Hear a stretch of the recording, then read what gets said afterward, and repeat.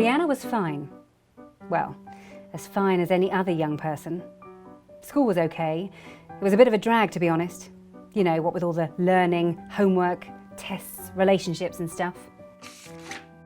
She tended not to rise and shine. For Rihanna, it was more like rise and wine. Rihanna had brilliant days. In fact, she had a special name for them. She called them Saturdays. She had okay days too, but some were just rubbish.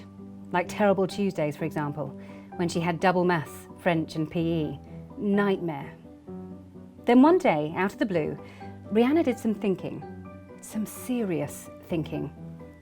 She thought about her life. She'd used up 14 years and figured that if she looked after herself, she could expect another 70, maybe? Her thought was this: maybe I should aim higher than fine. What if I started being extraordinary Rihanna? A Rihanna that made other people go, wow. And what if I started now? Wow now? But how? Rihanna pondered. Sure, she'd have to make some changes. She used her imagination. What would extraordinary Rihanna look like? And what would she sound like? What kind of attitude would she have? How would it feel to be my best self on a regular basis? Rihanna wasn't quite convinced, so she closed her eyes and ran 2 movies in her head. Movie 1 was a bit bleak. She imagined average Rihanna, and life seemed dreary. It was a black and white movie with not much happening. In fact, boy, was it dull. She ran movie 2 in her head. Gosh, this was full-colour, 3D extraordinary Rihanna. A blockbuster of a life full of thrills, excitement, happiness, a great career, wonderful relationships, and bags of fun. This future was so amazing that her decision was made right there and then. She was going to be her best self. It was what Rihanna called a no-brainer. She wanted results, not excuses. And guess what? She only went and did it. Rihanna upgraded. She changed. She stopped trying to be like everyone else and started to be herself, brilliantly. Mr. Jenkins noticed first. He handed out some maths homework and predictably the class groaned. Jamie rolled his eyes. Sasha said it wasn't fair. Becky explained to Sir that she couldn't do it because she had stacks of other homework piled up. But Rihanna didn't groan. Sure, it was tempting, but she smiled instead. It didn't matter what anyone else was doing. It mattered what she was doing. She knew that Mr. J was giving homework, so she'd learn stuff, and that would help her get stellar grades. And great grades were key to extraordinary Rihanna's next 70 years. She'd run the movie in her head. She wanted that future, a blockbuster future. On the way out, she thanked Mr. Jenkins for a great lesson. And I'll be doing the best homework I can, she grinned. Naturally, Mr. Jenkins nearly fainted. He hot-footed it to the staff room to spread the news. I think Rihanna's been abducted and replaced by an alien. A hard-working, friendly one. Most probably from a galaxy far, far away. Rihanna's extraordinary decision to upgrade her attitude meant she sprang out of bed with more energy. She had purpose. Her aim was to enjoy the day. Imagine setting out to actually enjoy every day, even Mondays. She started to do things better than she had to. Homework? Better than I have to, tick. Attitude? More positive than I have to, tick. Manners? More polite than I have to, tick. Effort? Try harder than I have to, tick. Exercise a bit more than I have to, tick. Healthy eating, a bit more fruit and veg than I have to, tick. As her tick list got ticked, she felt amazing. Her life improved. In fact, her life improved very quickly.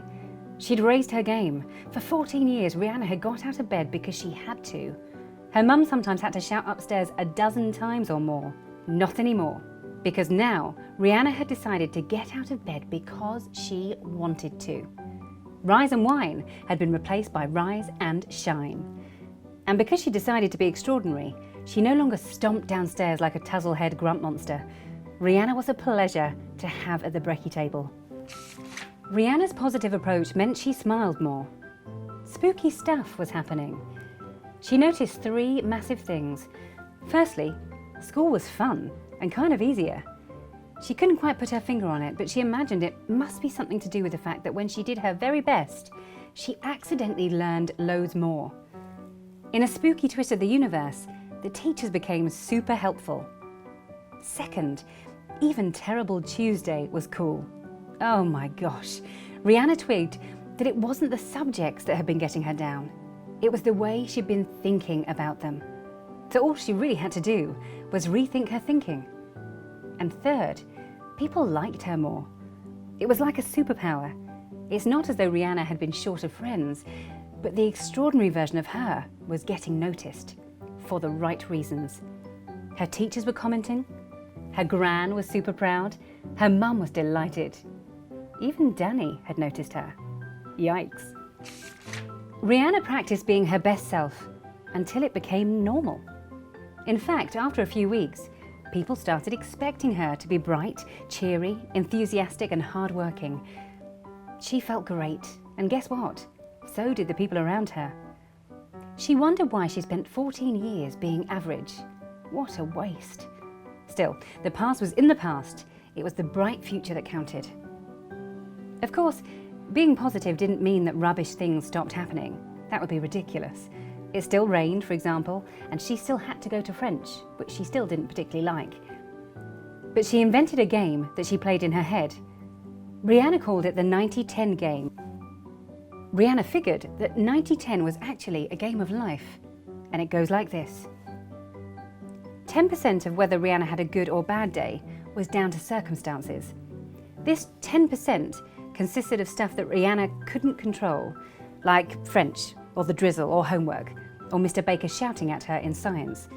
She figured that these things were going to happen to her anyway. She had a word for these things. Life. The 90% was much more interesting. Rihanna figured that 90% of whether she had a good day or bad day was down to how she reacted to the 10%. So when she lined up to go into French, she thought, I can't control the lesson, but I can choose how I respond to the lesson. And silly as it may seem, she began to feel positive about it.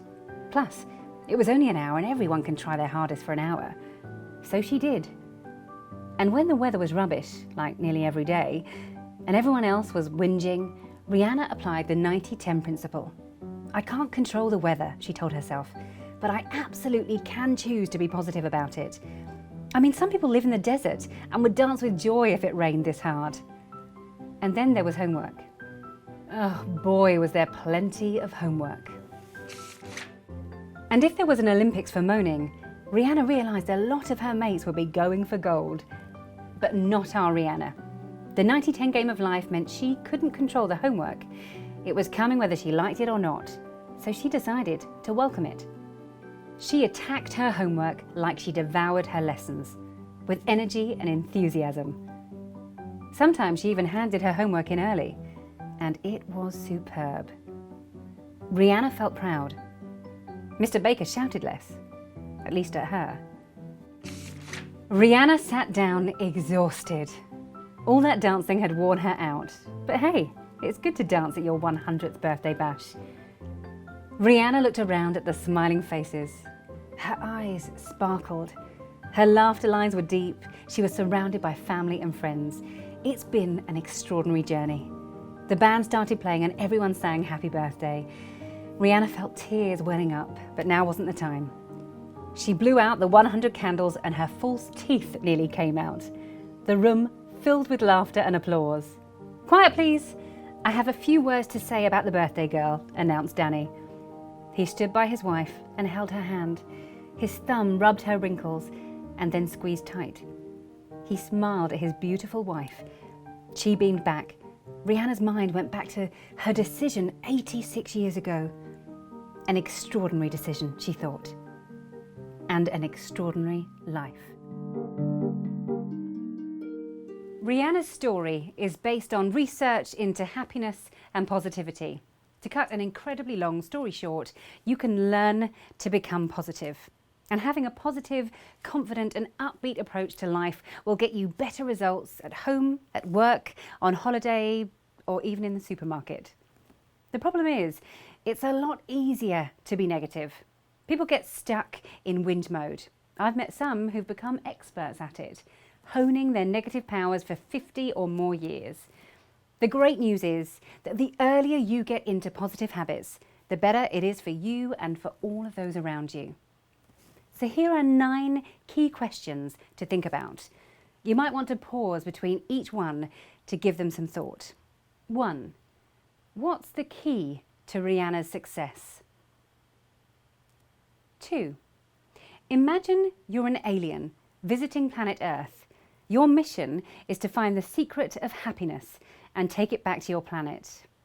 What secret would you take back? 3. Run 2 movies in your head. Movie 1 is a black and white film of the average you. Close your eyes and picture your future. What job and relationship do you have? Where does your average you live? And how much does the average you smile? Movie 2 is the full colour 3D extraordinary you. Go on, run the movie. Check out your future now. You'll see a definite increase in the smile rate. 4. What's the key to your successful future? 5.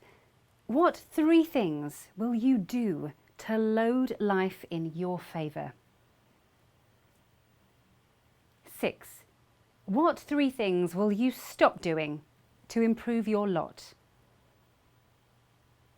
7. Imagine you're 30 years old and life has been great. Complete the following sentence in less than 20 words.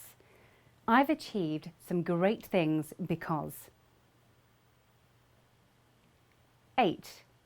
Most of us have been touched deeply by a few important people.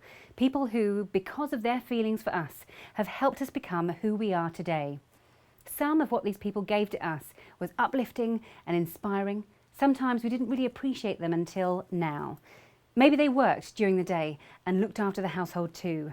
Maybe they gave us time. They helped us get through difficult times or offered good advice. Maybe it's a teacher or a parent or grandparent or a friend. Write a letter to this person.